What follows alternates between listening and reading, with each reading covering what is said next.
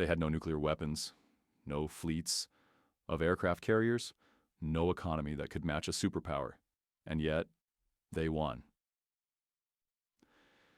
For decades, the world asked, how did a small war-torn country resist the most powerful military force on Earth?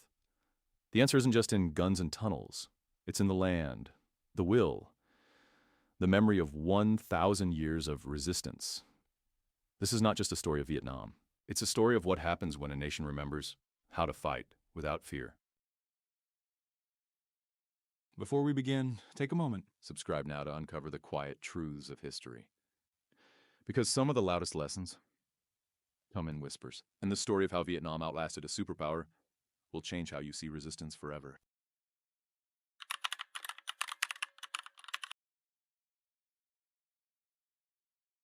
The American war machine came prepared. Jets that broke the sound barrier. Helicopters by the hundreds. Satellites watching from space. And yet with all this might, there was one thing it could never conquer. The land. Vietnam's terrain wasn't just background. It was battlefield, ally, home. The jungles of Truong Son were not obstacles to Vietnamese fighters. They were cover camouflage and conduit. Where others saw chaos in vines and rain and mud, the Vietnamese saw strategy. Routes became tunnels, hills became signals, rivers carried messages faster than radios. The Ho Chi Minh Trail wasn't a road. It was a living organism pulsing through Laos, Cambodia, and back into Vietnam. Bombed cut flooded it regrew, like a lizard's tail, like history refusing to die. American maps kept changing. But the Vietnamese, they already knew every tree. At night, the jungle whispered. The U.S. used infrared scopes to see in the dark, but those tools didn't recognize silence. The fighters moved barefoot, slept upright, dug in silence, waited for rain, waited for moon. They became invisible, not by magic, by patience. A helicopter lands. Soldiers jump out. The air is cut with noise and heat. But the forest absorbs both. Leaves ripple, then still. And when the wind shifts, the jungle breathes back. An ambush. A retreat, a reappearance somewhere unexpected. To outsiders, it looked like ghosts. To the Vietnamese, it was just home. This was war not on a battlefield, but inside an ecosystem. The Americans brought machines. The Vietnamese brought memories. They didn't need to win the jungle. They only needed to never leave it. And so the land itself, dense, wet, watchful, became the first and most loyal soldier.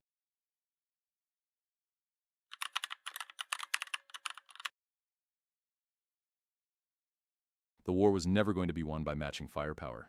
The United States had more bombs than Vietnam had buildings, more helicopters than Vietnam had runways, more soldiers, more fuel, more everything. So the Vietnamese changed the question. They didn't ask, how do we fight them? They asked, how do we outlast them? In every village, strategy was a second language. The elders taught it, the children lived it. A boy delivering vegetables also carried a message. A fisherman dragging a net also mapped enemy movement. This wasn't guerrilla warfare. It was people's warfare. There were no front lines because every home was a trench. There were no uniforms because every citizen was a soldier. And they didn't need high command. They had high context. Everyone knew their role. Everyone knew their land.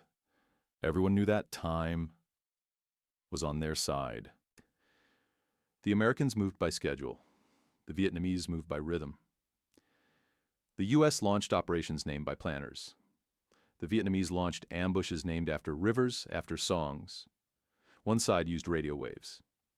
The other used instinct. When helicopters landed, the fighters weren't there. When tanks advanced, the bridges were gone. When the Americans left, the Vietnamese returned like breath. In, out, never stopping.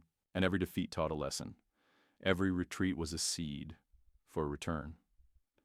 They learned to dig faster, to shoot once, then vanish, to turn every failed battle into future knowledge, to make the enemy bleed, not just in body, but in spirit. They studied their opponent's arrogance. They counted on it. Because when your enemy believes he cannot lose, he stops asking why he's fighting. But the Vietnamese never forgot.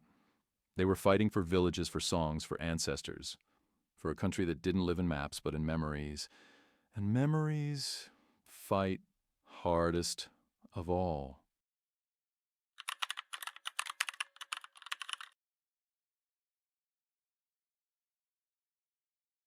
Vietnam did not invent resistance during the war with America.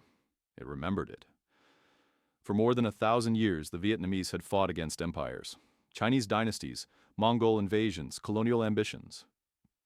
They'd seen power before, and they knew it bled just like they did. This war wasn't new. It was familiar. Children grew up not learning how to fight, but why to fight. And the why was deep. It lived in lullabies. It echoed in temple drums. It walked barefoot through rice paddies at dusk. Resistance wasn't a campaign. It was a culture. Every Vietnamese story, from legends to laments, carried the same message. We will not be ruled, not by gods, not by generals, not by kings who do not speak our tongue. When the bombs fell, they did not fall on silence. They fell on memory, and memory fights back. Every burned village was a line in a new poem. Every funeral a vow passed down.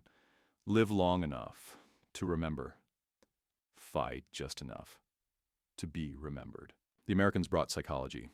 Vietnam brought mythology. The U.S. asked, how do we break their morale? Vietnam asked, how do we remind our children who they are? They did not need propaganda. They had legends, the Trung sisters, Lady Trieu, Nguyen Trai, not textbook history living ancestry, women who rode elephants, poets who sharpened swords with words. The message was clear. You are not the first to fight. You will not be the last. But you must continue. So they sang under fire.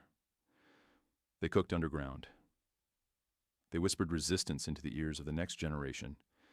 It wasn't about defeating a superpower. It was about surviving long enough to outlive it. And when your enemy measures victory by months, but you measure by centuries, you cannot lose, because the war to you didn't start in 1955. It started 1,000 years ago, and to you it would never really end. Because resistance was never a moment. It was an inheritance, and that is how the smallest nation stands tallest.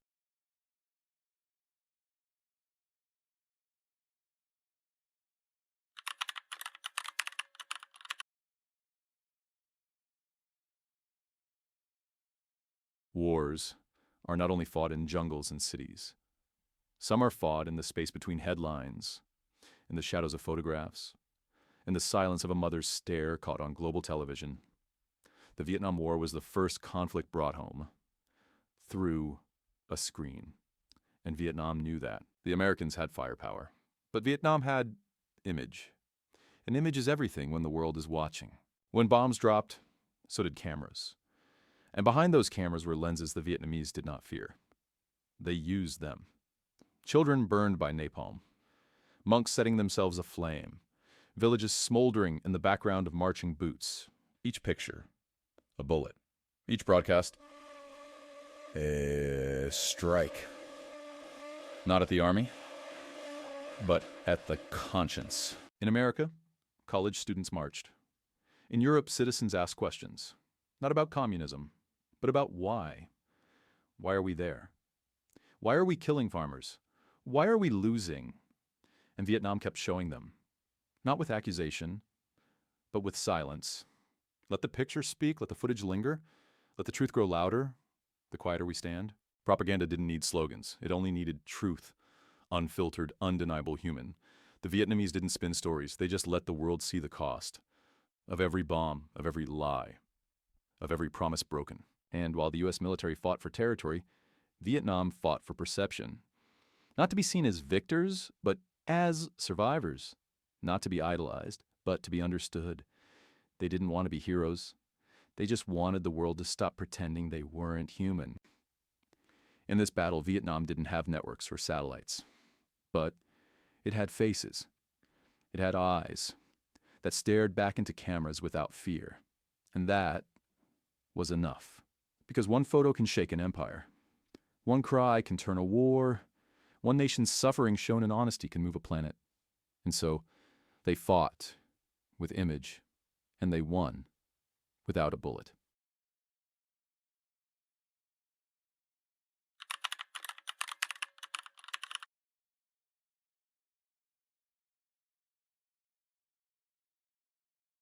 Power often believes it can win by force, that if it hits hard enough, if it shocks long enough, it will break the will of the weak. But Vietnam taught the world something else. That patience is power. The United States fought with a deadline. Vietnam fought with a memory.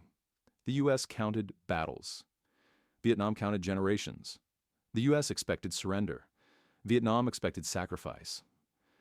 One side played by the clock, the other by the calendar. And calendars always outlast clocks. Psychologically, the Americans were burdened by expectation. They were supposed to win.